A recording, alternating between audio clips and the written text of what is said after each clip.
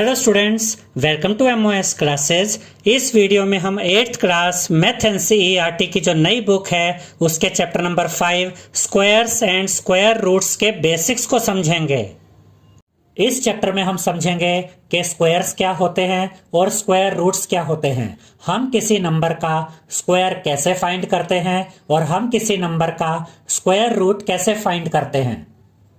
तो सबसे पहले हम समझेंगे स्क्वायर्स क्या होते हैं। याद रखिएगा स्टूडेंट्स कि किसी नंबर के स्क्वायर को फाइंड करने का ये तरीका होता है कि आप उस नंबर को उसी नंबर के साथ मल्टीप्लाई कर देते हैं। जैसे कि 1 का स्क्वायर क्या होता है, 1 मल्टीप्लाई बाय 1, जिसका आंसर है 1, यानी कि 1 का स्क्वायर 1 होता है। ऐसे ही 2 का स्क्वायर क्या होगा, 2 मल्टीप्लाई बाय 2 यानी कि 4। तो हम कह सकते हैं कि 2 का स्क्वायर 4 होता है। याद रखिएगा स्टूडेंट्स कि जब किसी नंबर की पावर 2 होती है तो हम कहते हैं कि हम इस नंबर का स्क्वायर फाइंड कर रहे हैं। जैसे कि 3 की पावर 2 है तो हम कहेंगे कि हम 3 स्क्वायर फाइंड कर रहे हैं। और 3 का स्क्वायर कैसे फाइंड करेंगे, 3 मल्टीप्लाई बाय 3 यानी कि 9। ऐसे ही 4 का स्क्वायर क्या होगा, 4 मल्टीप्लाई बाय 4 यानी कि 16। ऐसे ही 5 का स्क्वायर क्या होगा, 5 multiply by 5 is equal to 25। 6 का स्क्वायर क्या होगा, 6 multiply by 6 is equal to 36। 7 का स्क्वायर क्या होगा, 7 multiply by 7 is equal to 49। 8 का स्क्वायर क्या होगा, 8 multiply by 8 is equal to 64। 9 का स्क्वायर क्या होगा, 9 multiply by 9 is equal to 81। 10 का स्क्वायर क्या होगा, 10 multiply by 10 is equal to 100। अब हम पढ़ेंगे प्रॉपर्टीज ऑफ स्क्वायर नंबर्स। याद रखिएगा स्टूडेंट्स कि स्क्वायर नंबर्स को परफेक्ट स्क्वायर भी कहा जाता है। अब स्क्वायर नंबर्स या परफेक्ट स्क्वायर्स क्या होते हैं, अभी हम इसको समझेंगे। तो अभी हमने आपको बताया था कि 1 का स्क्वायर 1 होता है क्योंकि 1 इंटू 1 1 होता है। 2 का स्क्वायर 4 होता है क्योंकि 2 मल्टीप्लाई बाय 2 4 होता है। ऐसे ही 3 का स्क्वायर 9 होता है, 4 का स्क्वायर 16 है, 5 का स्क्वायर 25 है, 6 का स्क्वायर 36 है, 7 का स्क्वायर 49 है, 8 का स्क्वायर 64 है, 9 का स्क्वायर 81 है और 10 का स्क्वायर 100 होता है क्योंकि 10 मल्टीप्लाई बाय 10 100 होता है। 11 का स्क्वायर होता है 121 क्योंकि जब आप 11 को 11 के साथ मल्टीप्लाई करते हैं तो आपको मिलता है 121। 12 का स्क्वायर होता है 144। 13 का स्क्वायर होता है 169। 14 का स्क्वायर होता है 196। 15 का स्क्वायर होता है 225 क्योंकि जब आप 15 को 15 के साथ मल्टीप्लाई करते हैं तो आपको 225 मिलता है। 16 का स्क्वायर होता है 256। 17 का स्क्वायर होता है 289।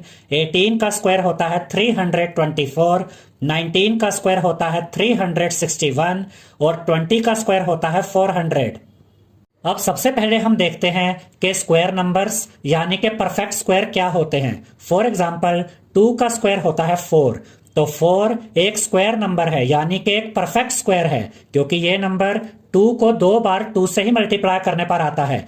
ऐसे ही 9 भी एक परफेक्ट स्क्वायर है क्योंकि ये 3 को 3 के साथ मल्टीप्लाई करने पर आता है। ऐसे ही 16 भी एक परफेक्ट स्क्वायर है यानी कि स्क्वायर नंबर है क्योंकि ये 4 को 4 के साथ मल्टीप्लाई करने पर आता है। तो जब आप किसी नंबर को उसी नंबर के साथ मल्टीप्लाई करते हैं तो इससे आपको जो आंसर मिलता है वो आंसर एक परफेक्ट स्क्वायर होता है यानी कि एक स्क्वायर नंबर होता है। अब यहां पर हम आपको थोड़ा सा स्क्वायर रूट के बारे में भी बता देते हैं। अगर 2 का स्क्वायर 4 है तो 4 का स्क्वायर रूट 2 होगा। अगर 3 का स्क्वायर 9 है तो 9 का स्क्वायर रूट 3 होगा।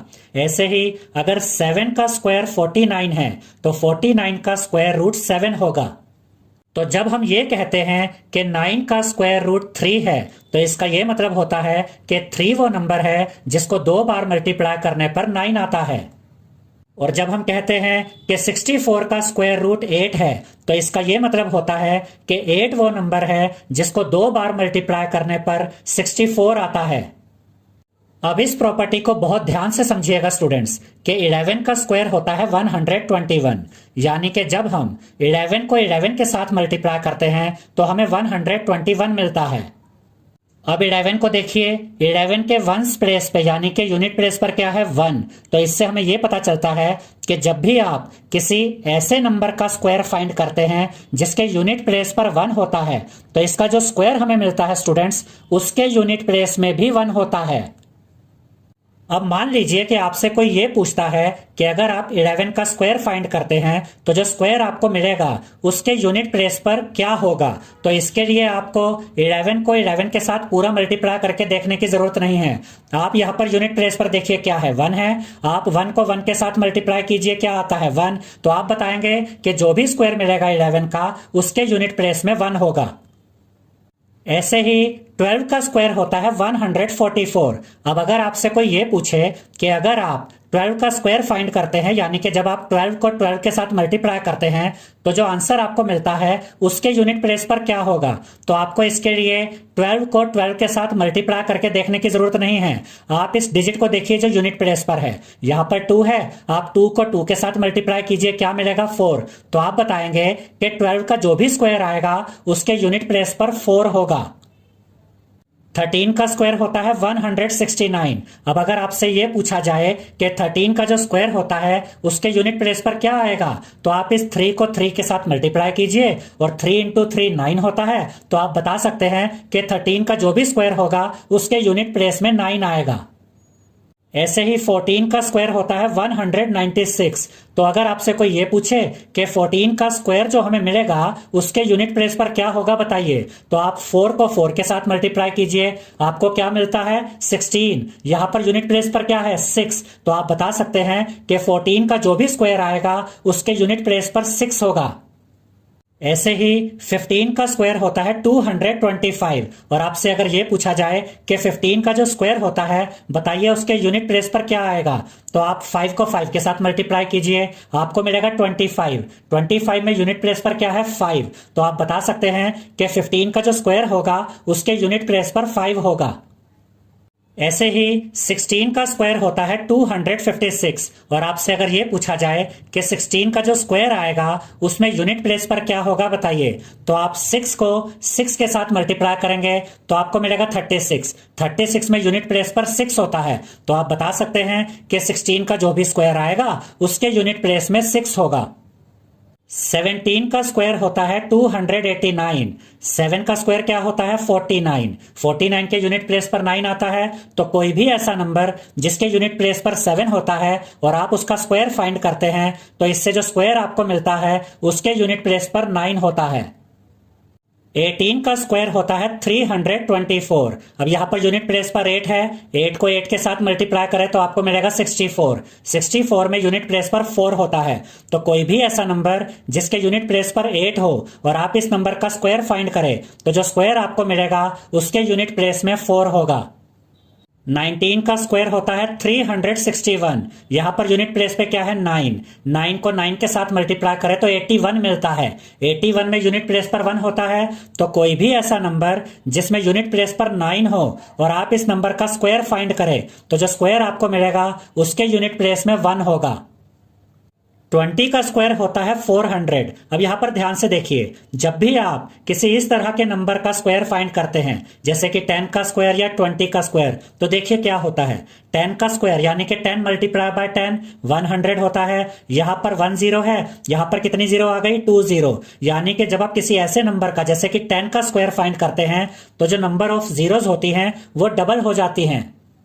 ऐसा ही यहां पर हुआ, 20 का स्क्वायर 400 होता है। यहां पर 1 0 है, यहां पर 2 0 यानी कि डबल हो गई।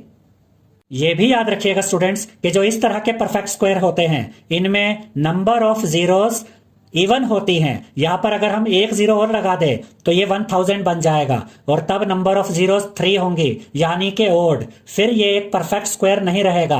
परफेक्ट स्क्वायर में जो नंबर ऑफ जीरोस होती हैं वो इवन होती हैं। जैसे कि यहां पर 2 0 है इवन, यहां पर 2 0 है यानी कि इवन। तो यहां पर हमने देखा कि जिस नंबर के एंड में 1 होता है उस नंबर के स्क्वायर के एंड में भी 1 होता है, क्योंकि 1 इंटू 1 1 होता है। जिस नंबर के एंड में 2 होता है उसके स्क्वायर के एंड में 4 होता है, क्योंकि 2 इंटू 2 4 होता है। जिस नंबर के एंड में 3 होता है उसके स्क्वायर के एंड में 9 होता है। जिस नंबर के एंड में 4 होता है उसके स्क्वायर के एंड में 6 होता है। जिस नंबर के एंड में 5 होता है उसके स्क्वायर के एंड में 5 होता है। जिस नंबर के एंड में 6 होता है उसके स्क्वायर के एंड में 6 होता है। जिस नंबर के एंड में 7 होता है उसके स्क्वायर के एंड में 9 होता है। जिस नंबर के एंड में 8 होता है उसके स्क्वायर के एंड में 4 होता है। जिस नंबर के एंड में 9 होता है उसके स्क्वायर के एंड में 1 होता है।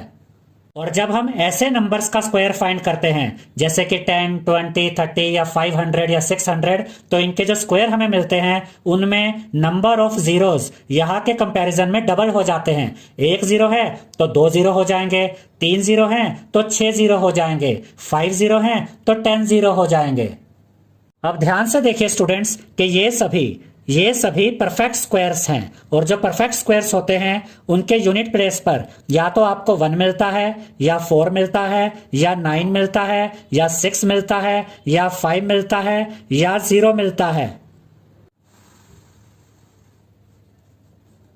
अब देखिए यहां पर क्या लिखा है, the digits in the ones place of the square numbers is either 0, 1, 4, 5, 6 or 9 and none of these end with 2, 3, 7 or 8 at one's place। इसका ये मतलब है स्टूडेंट्स कि जितने भी स्क्वायर नंबर्स होते हैं यानी कि जितने भी परफेक्ट स्क्वायर्स होते हैं उनके वंस प्लेस पर यानी कि उनके यूनिट प्लेस पर या तो 0 होता है या 1 होता है या 4 होता है या 5 होता है या 6 होता है या 9 होता है। लेकिन जो भी परफेक्ट स्क्वायर्स होते हैं उनके वंस प्लेस पर 2 नहीं होता, 3 नहीं होता, 7 नहीं होता और 8 भी नहीं होता। तो अगर किसी नंबर के एंड में 2 है या 3 है या 7 है या 8 है तो हम कह सकते हैं कि वह नंबर एक परफेक्ट स्क्वायर यानी कि स्क्वायर नंबर नहीं है।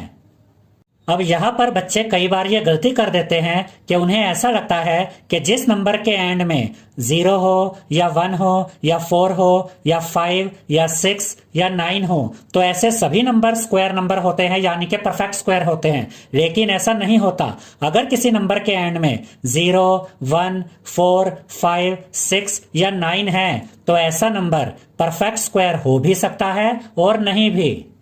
यहां पर यही लिखा है, the number which ends in 0, 1, 4, 5, 6 और 9 में और may not be a square number. जब हम इस चैप्टर की एक्सरसाइज को सॉल्व करेंगे तो हम आपको ये समझाएंगे स्टूडेंट्स कि अगर किसी नंबर के एंड में 0, 1, 4, 5, 6 या 9 है तो हम ये कैसे चेक करते हैं कि वह एक परफेक्ट स्क्वायर है या नहीं। For example, 10, 11, 14, 15, 19, 20, 21, 24, 26, 29, 30, etc. are not square numbers। यहाँ पर आप देख सकते हैं स्टूडेंट्स कि यहाँ यूनिट प्लेस पर 0 है लेकिन 10 एक परफेक्ट स्क्वायर नहीं होता। 11 के यूनिट प्लेस पर 1 है लेकिन 11 भी परफेक्ट स्क्वायर नहीं होता। 14 के यूनिट प्लेस पर 4 है लेकिन 14 भी परफेक्ट स्क्वायर यानी कि स्क्वायर नंबर नहीं होता। 15 में यूनिट प्लेस पर 5 है लेकिन 15 परफेक्ट स्क्वायर नहीं है। यहां पर यूनिट प्लेस पर 9 है लेकिन 19 परफेक्ट स्क्वायर नहीं है। यहां पर 20 में यूनिट प्लेस पर 0 है लेकिन 20 परफेक्ट स्क्वायर नहीं है। यहां पर यूनिट प्लेस में 1 है लेकिन 21 परफेक्ट स्क्वायर नहीं है। यहां पर यूनिट प्लेस पर 4 है लेकिन 24 परफेक्ट स्क्वायर नहीं है। यहां पर यूनिट प्लेस पर 6 है लेकिन 26 परफेक्ट स्क्वायर नहीं है। यहां पर यूनिट प्लेस पर 9 है लेकिन 29 परफेक्ट स्क्वायर नहीं है। यहां पर यूनिट प्लेस पर 0 है लेकिन 30 परफेक्ट स्क्वायर यानी कि स्क्वायर नंबर नहीं है। लेकिन एक चीज कंफर्म है कि अगर किसी नंबर के एंड में 2, 3, 7 या 8 है तो वो नंबर तो पक्का परफेक्ट स्क्वायर नहीं होगा।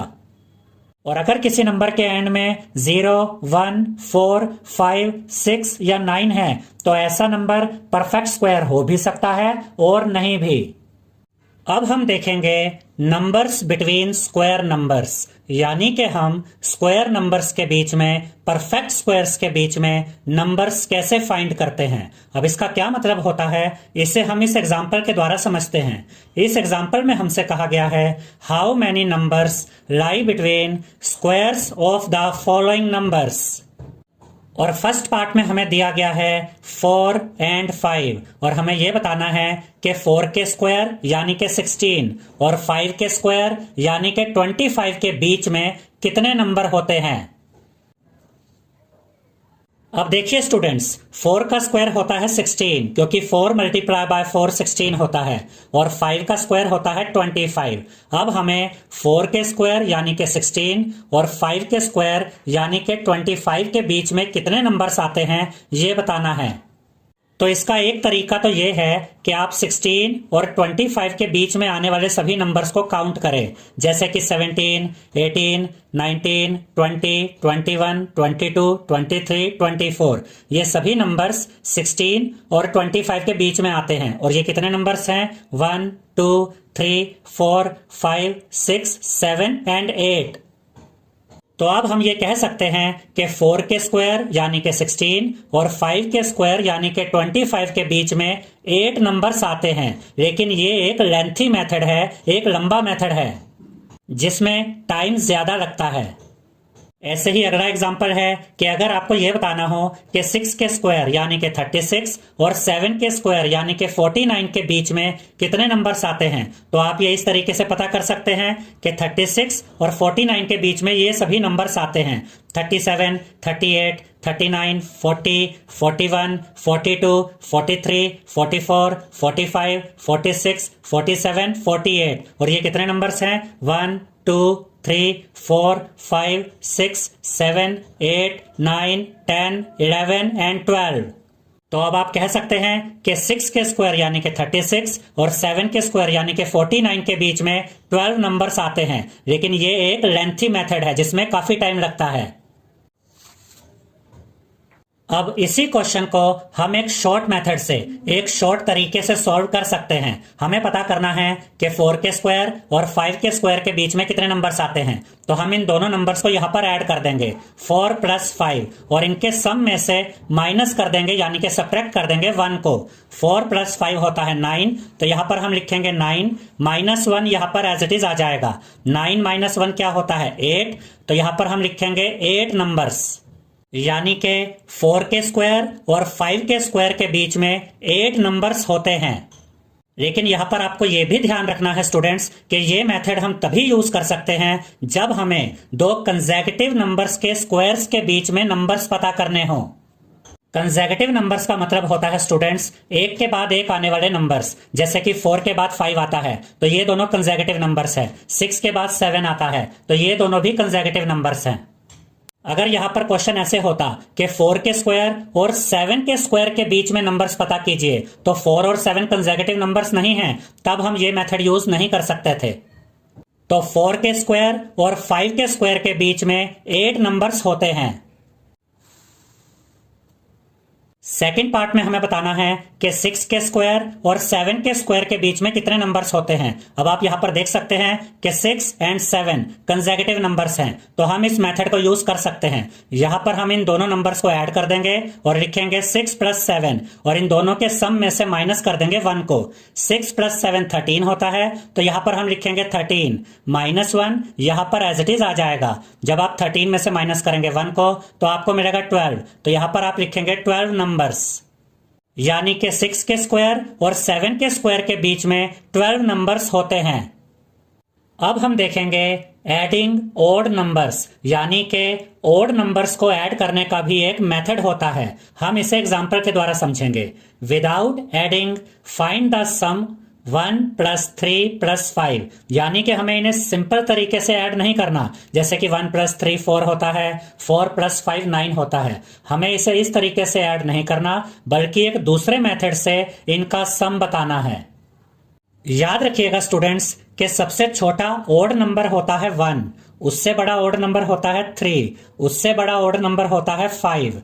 अगर हमें क्वेश्चन इस तरीके से दिया जाता है कि हमें 1, 3 और 5 का सम फाइंड करना है, तभी हम इस मेथड को यूज कर सकते हैं। या फिर हमें यह दिया जाए कि 1, 3, 5, 7, 9, 11, 13 इनका सम फाइंड करना है, तभी हम इस मेथड को यूज कर सकते हैं। और अगर इनमें से कोई नंबर मिसिंग होता है, जैसे कि मान लीजिए यहां पर 1 होता ही नहीं या 3 होता ही नहीं, तब हम इस मेथड को यूज नहीं कर सकते थे। तो यहां पर हमें 1, 3 और 5 का सम फाइंड करना है, और ये तीनों ऑड नंबर्स हैं और ये सही पैटर्न में भी दिए हुए हैं कि 1 सबसे छोटा ऑड नंबर है, उससे बड़ा ऑड नंबर 3 है, उससे बड़ा ऑड नंबर 5 है। तो अब हम इन तीनों का सम कैसे फाइंड करेंगे? यहां पर हम देख सकते हैं कि टोटल 3 नंबर्स हैं, 1, 2 एंड 3। तो यहां पर हम लिखेंगे 3 और 3 का स्क्वायर कर देंगे। 3 का स्क्वायर क्या होता है? 3 मल्टीप्लाई बाय 3 यानी कि 9। तो इन तीनों ऑड नंबर्स का सम हमें क्या मिल गया है? 9। अगर आप इन्हें वैसे भी ऐड करके देखें तो 1 + 3 4 होता है, 4 + 5 9 होता है। तो हमें भी तो आंसर 9 ही मिला, बस हमने मेथड दूसरा यूज किया। ऐसे ही इस एग्जांपल में हमें 1, 3, 5 और 7 का सम फाइंड करना है। यहां पर आप देख सकते हैं कि ये पैटर्न किस तरीके से दिया गया है।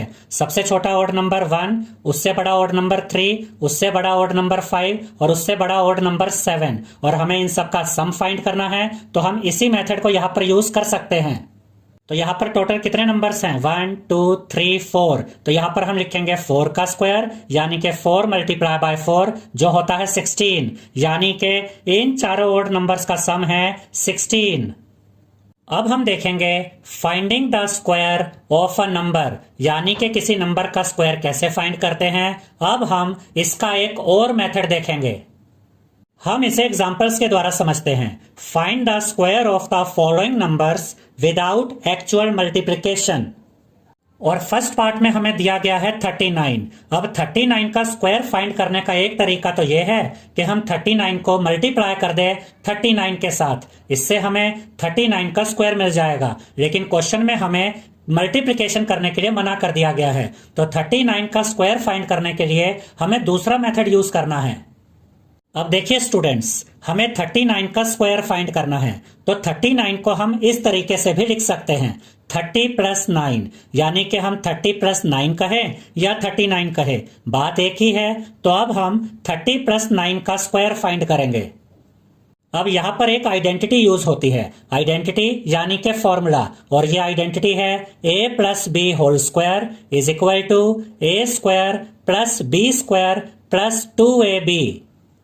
इस आइडेंटिटी को हम इस तरीके से भी लिख सकते हैं, a + b whole square is equal to a² + 2ab + b²। यहां पर 2ab लास्ट में है, इसे हमने बीच में रख दिया। यहां पर b² बीच में है, इसे हमने लास्ट में रख दिया। आप इस आइडेंटिटी को ऐसे भी लिख सकते हैं और ऐसे भी लिख सकते हैं। अब यहां पर ध्यान से देखिए स्टूडेंट्स कि a की जगह 30 है और b की जगह 9 है। अब हमें बस इतना करना है कि इस आइडेंटिटी में a की जगह 30 रखना है और b की जगह 9 रखना है। अब इस आइडेंटिटी में लेफ्ट हैंड साइड में क्या है? a + b का होल स्क्वायर। तो यहां पर हम a की जगह 30 रखेंगे प्लस b की जगह 9 रखेंगे। a + b का होल स्क्वायर है, तो यहां पर हम लिखेंगे 30 + 9 का होल स्क्वायर। अब 30 + 9 का मतलब 39 है, और हमें भी तो 39 का स्क्वायर ही फाइंड करना है। उसके बाद ये इज इक्वल टू का साइन यहां पर आ जाएगा। उसके बाद राइट हैंड साइड में यहां पर क्या है? a²। a की जगह यहां पर हम लिखेंगे 30, यहां a² है तो यहां 30 का स्क्वायर आएगा। उसके बाद ये प्लस का साइन यहां पर आ जाएगा। उसके बाद b² है तो यहां पर हम लिखेंगे 9 का स्क्वायर। उसके बाद ये प्लस का साइन यहां पर आ जाएगा। और 2ab का मतलब होता है 2 multiply by a multiply by b। तो यहां पर हम लिखेंगे 2 मल्टीप्लाई बाय a की जगह यहां पर हम लिखेंगे 30 मल्टीप्लाई बाय b की जगह यहां पर हम लिखेंगे 9। अब 30 का स्क्वायर का क्या मतलब होता है? 30 मल्टीप्लाई बाय 30, और जब आप 30 को मल्टीप्लाई करते हैं 30 के साथ तो आपको मिलता है 900। अब इसका भी एक इजी मेथड होता है स्टूडेंट्स कि अगर आपको 30 को मल्टीप्लाई करना है 30 के साथ तो 3 3 जा 9 होता है। यहां पर 9 लिखिए, टोटल 2 0 हैं और 9 के आगे यहां पर 2 0 लगा दीजिए। तो 30 का स्क्वायर है 900, तो यहां पर हम लिखेंगे 900। ये प्लस का साइन एज इट इज आ जाएगा। 9 का स्क्वायर यानी कि 9 मल्टीप्लाई बाय 9 जो होता है 81, तो यहां पर हम लिखेंगे 81। उसके बाद ये प्लस का साइन यहां पर आ जाएगा, और जब आप 2 30 और 9 को मल्टीप्लाई करेंगे तो आपको मिलेगा 540। तो यहां पर आप लिखेंगे 540। इसके बाद हम 900, 81 और 540 को ऐड करेंगे तो हमें मिलेगा 1521। तो यहां पर हम लिखेंगे 1521। तो 39 का स्क्वायर हमें मिल गया है 1521। सेकेंड एग्जाम्पल में हमें 42 का स्क्वायर फाइंड करना है। तो 42 को हम इस तरीके से लिख सकते हैं 40 प्लस 2। यहां 42 का स्क्वायर है तो यहां पर हम लिखेंगे 40 प्लस 2 का होल स्क्वायर। अब फिर से वही आइडेंटिटी यूज करेंगे, a plus B whole square is equal to A square plus B square plus 2ab। यहां पर a की जगह 40 है और b की जगह 2 है। अब हम इस आइडेंटिटी में a की जगह 40 रख देंगे और b की जगह 2 रख देंगे। अब इस आइडेंटिटी में लेफ्ट हैंड साइड में है a प्लस बी का होल स्क्वायर। तो यहां पर हम लिखेंगे 40 प्लस 2 का whole square is equal to का साइन यहां पर आ जाएगा। a स्क्वायर की जगह यहां पर हम लिखेंगे 40 का स्क्वायर, प्लस का साइन यहां पर आ जाएगा। b स्क्वायर की जगह यहां पर हम लिखेंगे 2 का स्क्वायर, प्लस का साइन यहां पर आ जाएगा। 2ab की जगह यहां पर हम लिखेंगे 2 मल्टीप्लाई बाय a की जगह 40 लिखेंगे, मल्टीप्लाई बाय b की जगह 2 लिखेंगे। अब 40 का स्क्वायर होता है 40 मल्टीप्लाई बाय 40। अब आप इसे बड़ी आसानी से मल्टीप्लाई कर सकते हैं। 4 4 जा 16 होता है तो यहां पर 16 लिखिए। टोटल कितनी जीरो है? 2 0। 16 के आगे 2 0 लगा दीजिए तो 40 मल्टीप्लाई बाय 40 होता है 1600। तो 40 स्क्वायर की जगह यहां पर हम लिखेंगे 1600। उसके बाद ये प्लस का साइन यहां पर आएगा। 2 का स्क्वायर होता है 4, क्योंकि 2 मल्टीप्लाई बाय 2 4 होता है तो यहां पर हम लिखेंगे 4। उसके बाद ये प्लस का साइन यहां पर आएगा और जब आप 2, 40 और 2 को मल्टीप्लाई करेंगे तो आपको मिलेगा 160। तो यहां पर आप लिखेंगे 160। और जब आप इन तीनों नंबर्स को ऐड करेंगे तो आपको मिलेगा 1764। तो यहां पर आप लिखेंगे 1764। तो 42 का स्क्वायर हमें मिल गया है 1764। अब हम देखेंगे कि पाइथागोरियन ट्रिपलेट्स क्या होते हैं। इसे हम एक एग्जांपल के द्वारा समझते हैं। 6 स्क्वायर प्लस 8 स्क्वायर इक्वल होता है 10 स्क्वायर के, यानी कि 6 के स्क्वायर और 8 के स्क्वायर का जो सम होता है वो इक्वल होता है 10 के स्क्वायर के। अब ऐसा कैसे होता है इसे देखते हैं। 6 का स्क्वायर होता है 36, तो यहां पर हम लिखेंगे 36, प्लस का साइन एज इट इज आ जाएगा। 8 का स्क्वायर होता है 64, तो यहां पर हम लिखेंगे 64 इज इक्वल टू का साइन एज इट इज आ जाएगा। 10 का स्क्वायर होता है 100, तो यहां पर हम लिखेंगे 100।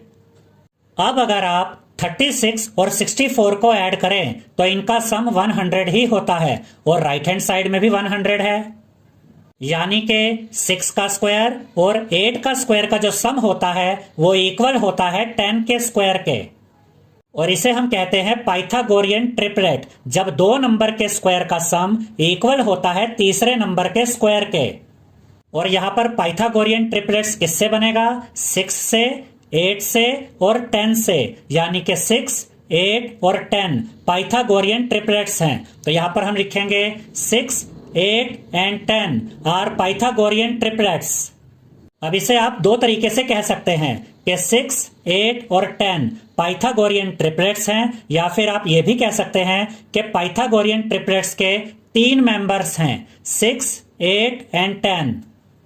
और ऐसा इसलिए है क्योंकि 6 के स्क्वायर और 8 के स्क्वायर का जो सम है वो इक्वल है 10 के स्क्वायर के। अब पाइथागोरियन ट्रिपलेट्स का क्वेश्चन किस तरीके से आता है इसे हम देखते हैं। इस एग्जांपल में हमसे कहा गया है write a Pythagorean triplet whose one member is 14। हम जानते हैं स्टूडेंट्स कि पाइथागोरियन ट्रिपलेट में 3 मेंबर्स होते हैं, जैसे कि इस पाइथागोरियन ट्रिपलेट में ये 3 मेंबर्स थे, 6, 8 and 10। अब यहां पर हमसे ये कहा गया है कि एक पाइथागोरियन ट्रिपलेट है जिसका एक मेंबर है 14 और हमें इस पाइथागोरियन ट्रिपलेट के बाकी के 2 मेंबर्स पता करने हैं। अब याद रखिएगा स्टूडेंट्स कि एक पाइथागोरियन ट्रिपलेट के 3 मेंबर्स होते हैं। पहला मेंबर होता है 2m, दूसरा मेंबर होता है m² - 1 और तीसरा मेंबर होता है m² + 1।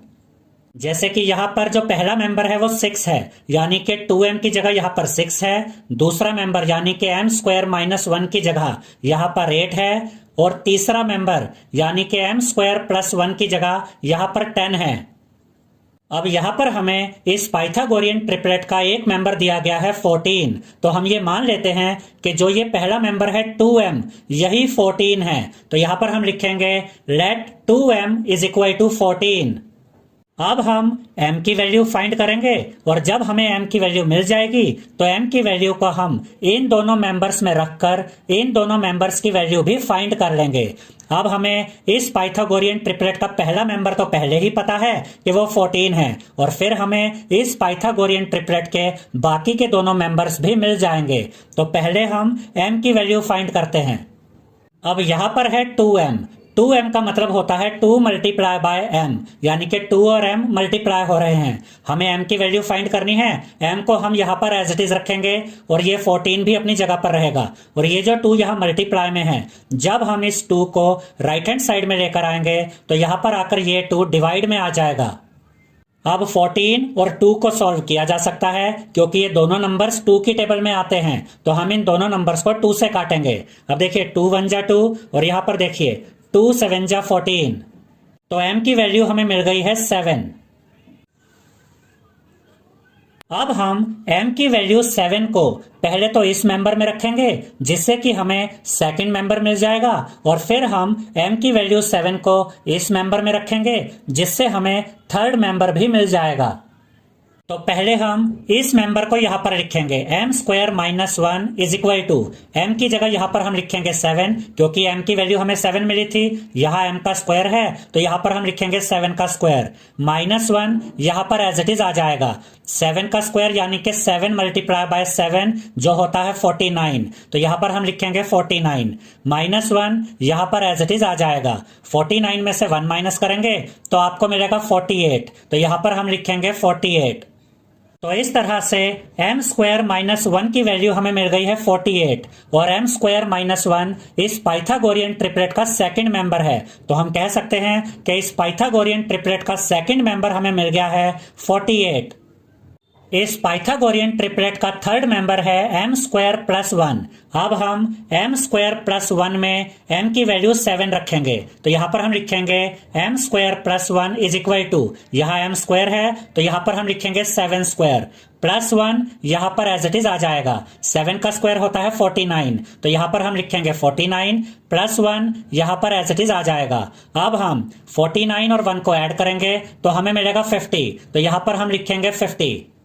तो इस पाइथागोरियन ट्रिपलेट का थर्ड मेंबर हमें मिल गया है 50। तो इस पाइथागोरियन ट्रिपलेट के तीनों मेंबर्स अब हमें पता चल गए हैं। पहला मेंबर है 14 जो हमें क्वेश्चन में ही दिया गया था।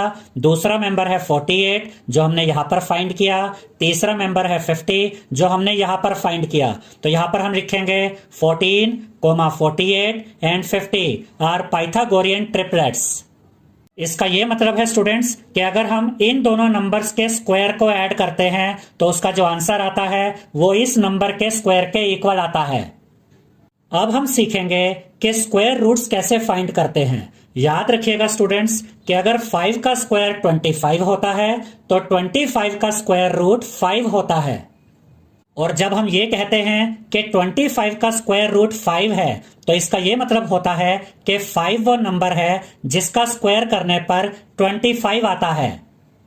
ये स्क्वायर रूट का साइन होता है और जब हम 25 को स्क्वायर रूट के साइन के अंदर रखते हैं तो इसका ये मतलब होता है कि हम 25 का स्क्वायर रूट फाइंड कर रहे हैं जो 5 है।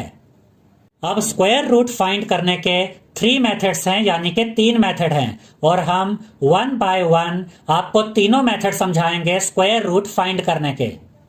तो सबसे पहले हम देखेंगे finding square root through repeated subtraction. Repeated subtraction एक मेथड होता है जिससे हम स्क्वायर रूट फाइंड करते हैं। तो अब हम ये सीखेंगे कि रिपीटेड सब्ट्रैक्शन के द्वारा स्क्वायर रूट कैसे फाइंड किया जाता है। इसे हम एक एग्जाम्पल के द्वारा समझते हैं। Find the square root of 64 by the method of repeated subtraction. यानी कि हमें रिपीटेड सब्ट्रैक्शन मेथड के द्वारा 64 का स्क्वायर रूट फाइंड करना है।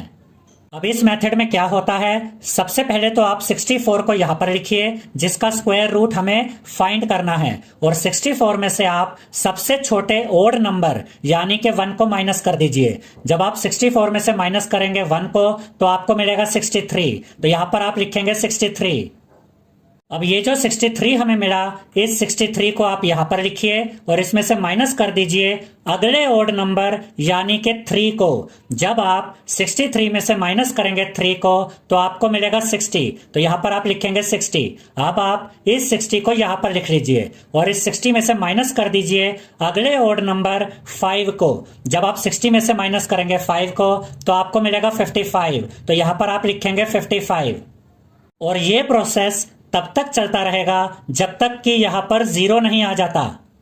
अब यहां पर हमें मिला 55, इस 55 को हम यहां पर लिखेंगे और इसमें से माइनस कर देंगे अगले ओड नंबर 7 को।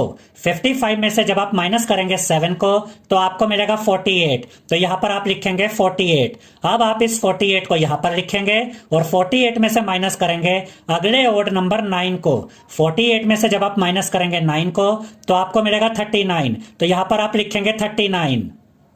अब इस 39 को आप यहां पर लिखेंगे और 39 में से माइनस करेंगे अगले ओड नंबर को यानी कि 11 को, और जब आप 39 में से माइनस करेंगे 11 को तो आपको मिलेगा 28, तो यहां पर आप लिखेंगे 28। अब आप इस 28 को यहां पर लिखेंगे और 28 में से माइनस करेंगे अगले ओड नंबर यानी कि 13 को, और जब आप 28 में से माइनस करेंगे 13 को तो आपको मिलेगा 15, तो यहां पर आप लिखेंगे 15। अब आप इस 15 को यहां पर लिखेंगे और 15 में से माइनस करेंगे अगले ओड नंबर यानी कि 15 को, और जब आप 15 में से माइनस करेंगे 15 को तो आपको मिलेगा 0, तो यहां पर आप लिखेंगे 0। अब जैसे ही यहां पर आपको 0 मिलता है, अब आप चेक करेंगे कि आपको कितनी बार माइनस करना पड़ा। 1 बार, 2 बार, 3 बार, 4 बार, 5 बार, 6 बार, 7 बार और 8 बार, यानी कि 8 टाइम्स आपको माइनस करना पड़ा। तो 64 का जो स्क्वायर रूट होगा वो होगा 8, और इसे हम इस तरीके से लिखेंगे, स्क्वायर रूट के साइन के अंदर हम 64 लिखेंगे, यानी कि 64 का स्क्वायर रूट है 8। तो इस तरह से हमने रिपीटेड सब्ट्रैक्शन मेथड के द्वारा 64 का स्क्वायर रूट फाइंड कर लिया है। और 64 का स्क्वायर रूट 8 है। इसका यह मतलब होता है स्टूडेंट्स कि अगर आप 8 का स्क्वायर करें तो आपको 64 मिलता है। अब हम देखेंगे finding square root through prime factorization method, यानी कि हम प्राइम फैक्टराइजेशन मेथड के द्वारा स्क्वायर रूट कैसे फाइंड करते हैं। ये मेथड बहुत ही इंपॉर्टेंट है स्टूडेंट्स, और हायर क्लासेस में बहुत ज्यादा यूज होता है, तो इसे आप बहुत ध्यान से समझिएगा।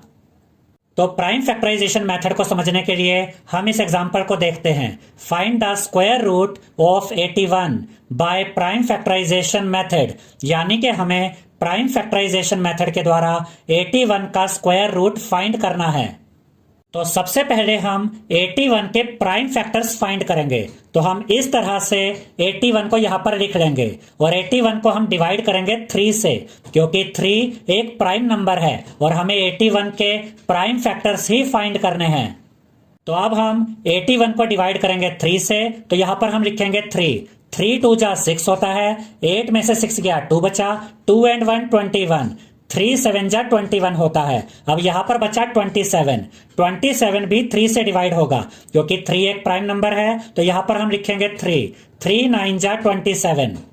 याद रखिएगा स्टूडेंट्स कि प्राइम नंबर्स वो नंबर होते हैं जो सिर्फ अपनी ही टेबल में आते हैं, किसी और नंबर की टेबल में नहीं आते।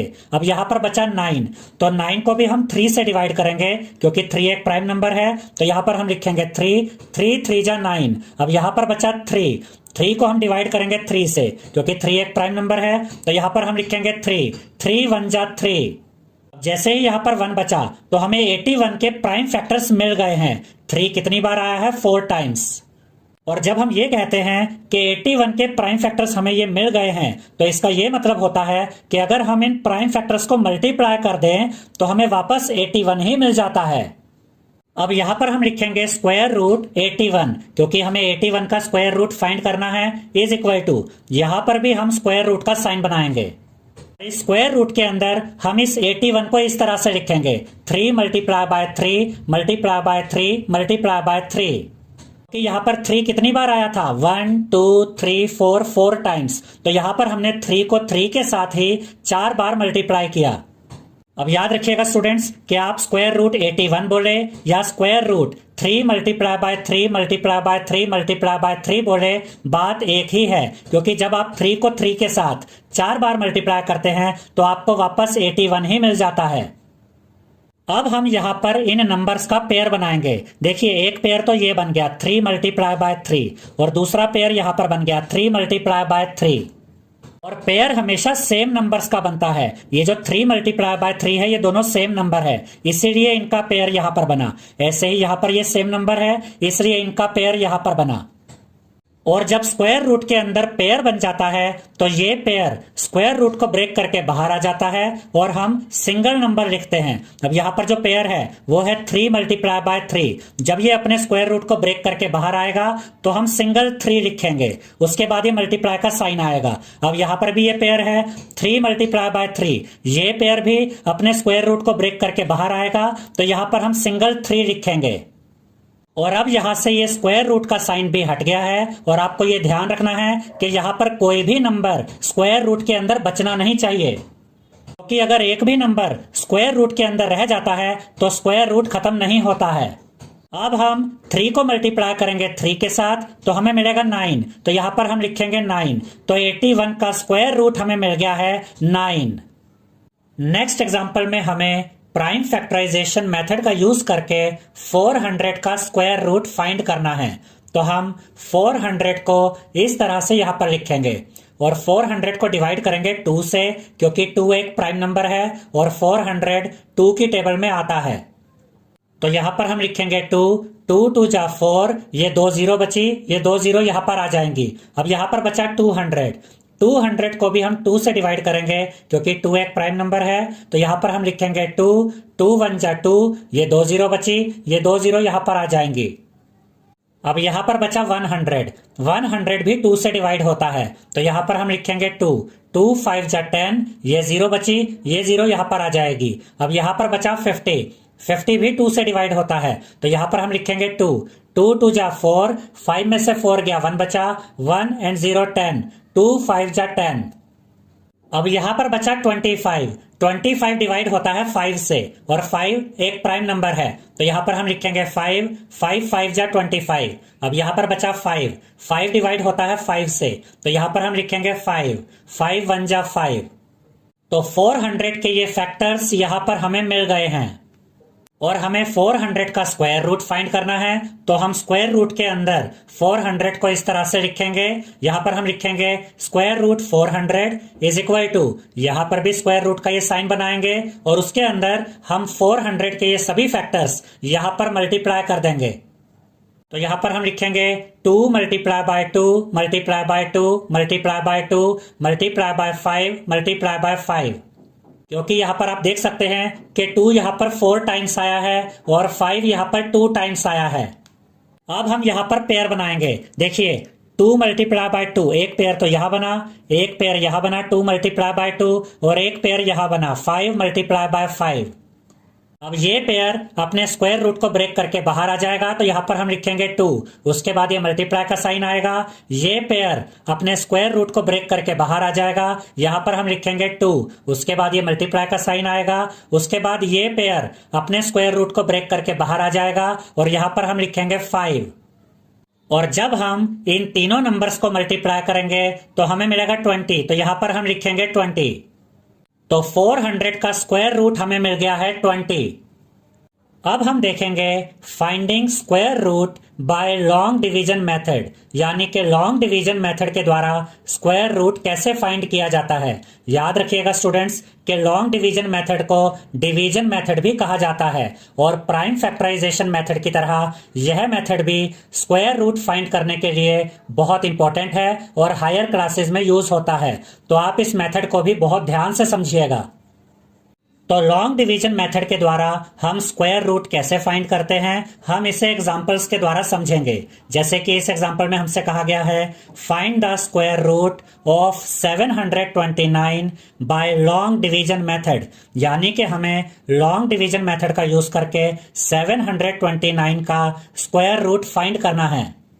तो हम 729 को इस तरह से यहां पर लिख लेंगे। अब आप राइट से चेक करेंगे, यहां पर हमें राइट साइड से पेयर बनाने होते हैं, तो राइट साइड से 29 का पेयर बन जाएगा। 29 के ऊपर हम इस तरह से ये लाइन बना देंगे, इसे हम बार कहते हैं। इसके बाद यहां पर सिर्फ 7 बचा, तो हम 7 के ऊपर भी ये बार बना देंगे।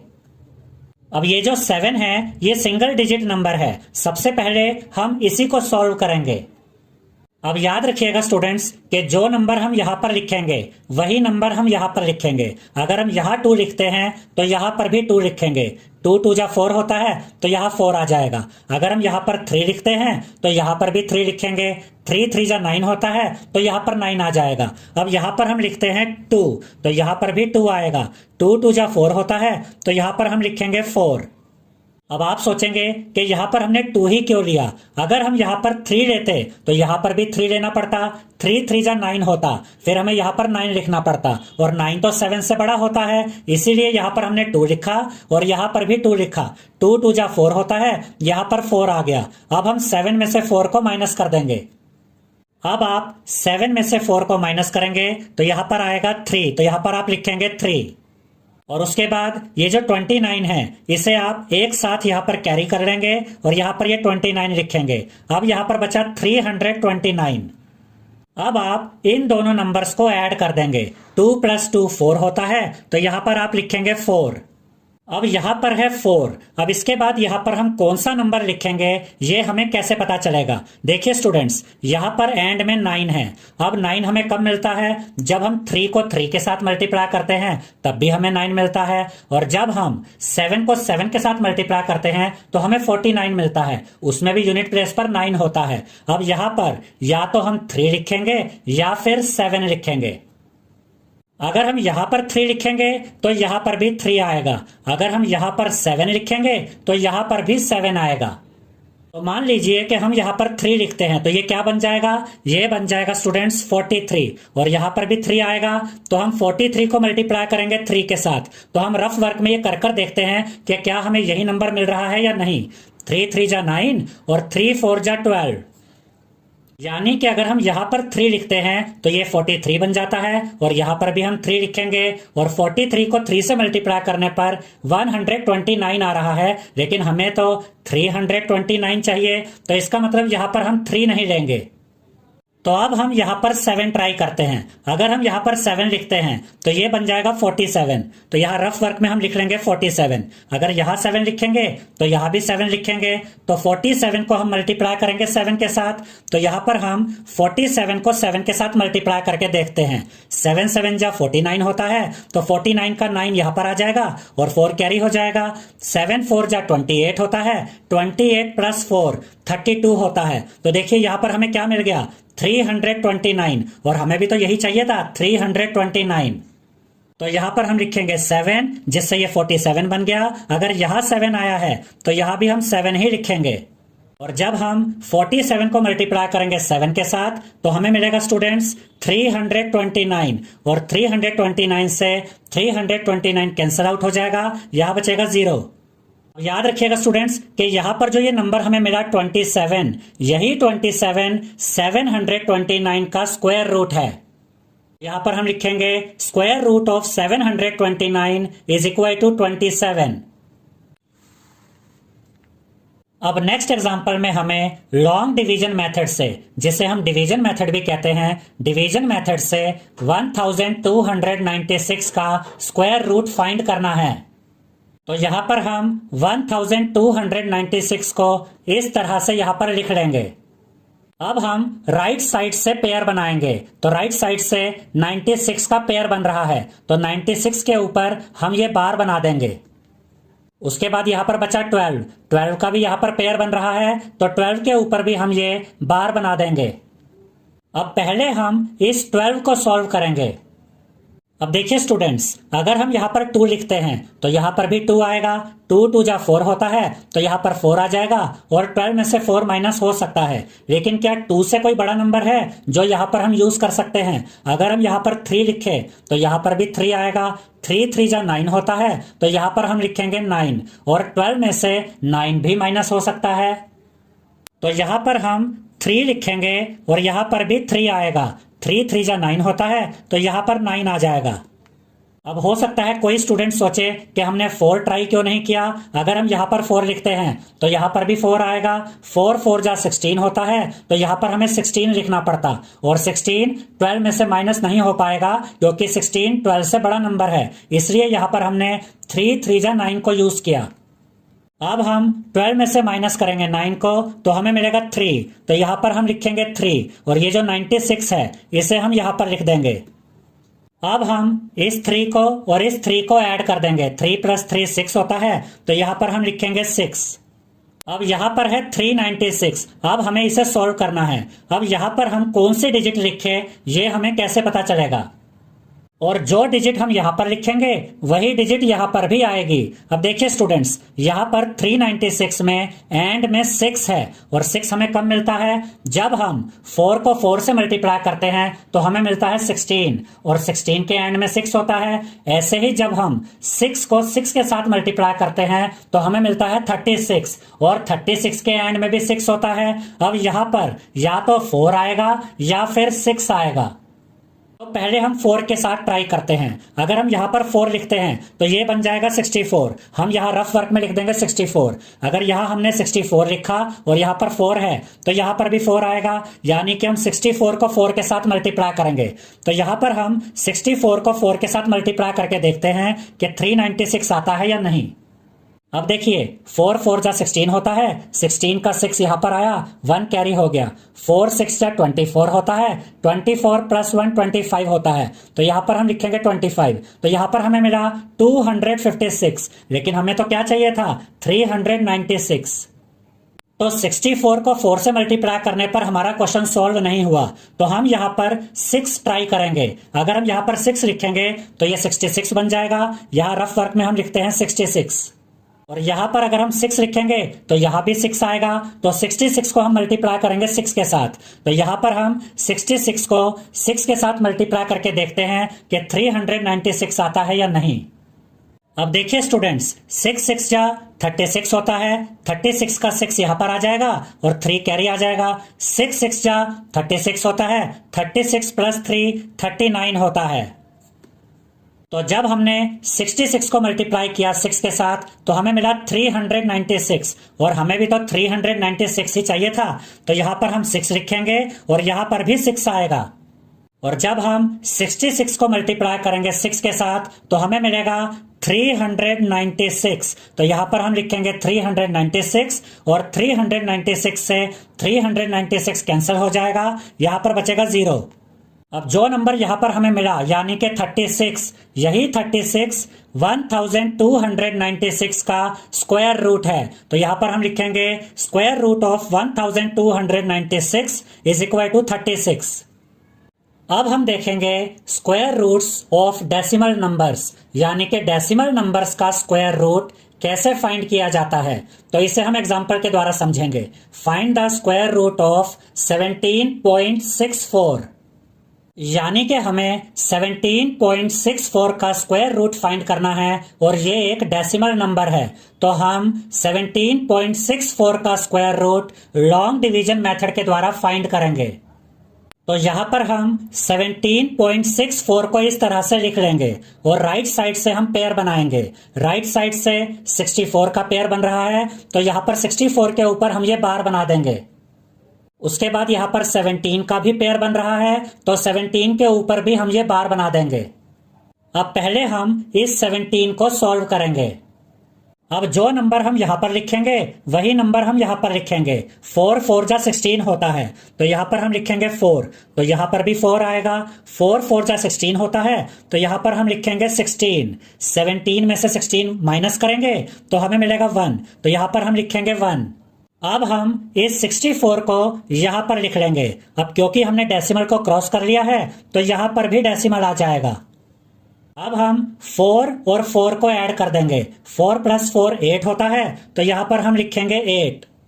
अब यहां पर हम कौन सी डिजिट लिखें ये हमें कैसे पता चलेगा? इसके लिए यहां पर देखिए स्टूडेंट्स, यहां पर है 164, इसके एंड में 4 है, और 4 हमें कब मिलता है? जब हम 2 को मल्टीप्लाई करते हैं 2 के साथ, तब भी हमें 4 मिलता है। और जब हम 8 को मल्टीप्लाई करते हैं 8 के साथ, तो हमें 64 मिलता है, उसके एंड में भी 4 होता है। अब यहां पर या तो 2 आएगा या 8 आएगा, तो पहले हम 2 ट्राई करते हैं।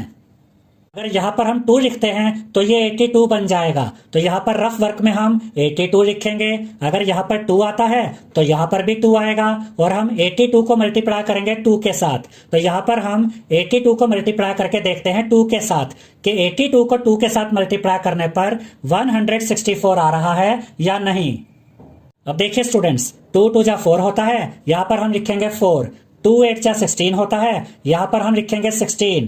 तो जब हमने 82 को मल्टीप्लाई किया 2 के साथ, तो हमें मिला 164, और हमें भी तो 164 ही चाहिए था। इसका मतलब यहां पर भी हम 2 लिखेंगे और यहां पर भी हम 2 लिखेंगे। और जब हम 82 को मल्टीप्लाई करेंगे 2 के साथ, तो हमें मिलेगा 164, और जब हम 164 में से माइनस करेंगे 164 को, तो यहां पर बचेगा 0। तो यहां पर जो हमें ये नंबर मिला यानी कि 4.2, यही नंबर 17.64 का स्क्वायर रूट है। तो यहां पर हम लिखेंगे square root of 17.64 is equal to 4.2। I hope students आपको हमारा ये वीडियो पसंद आया होगा। अगर आपको हमारा ये वीडियो पसंद आया है तो इस वीडियो को लाइक करें, शेयर करें और हमारे चैनल को सब्सक्राइब करें। Thank you.